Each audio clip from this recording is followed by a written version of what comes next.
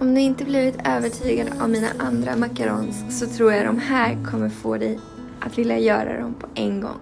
Choklad och saltkaramell. Jag börjar med att göra en chokladganache. Sen mäter jag upp florsocker, kakao och mandelmjöl. Jag värmer upp socker och äggvita över ett vattenbad och vispar en riktigt härlig maräng. Därefter silar jag ner mandelblandningen i marängen och spritsar ut kakorna. Och när kakorna har gräddats klart i ugnen så är det dags att spritsa chokladganache.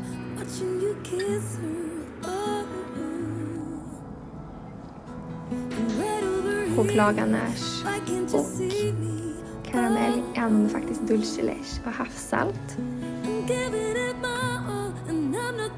Och bara dulce leche.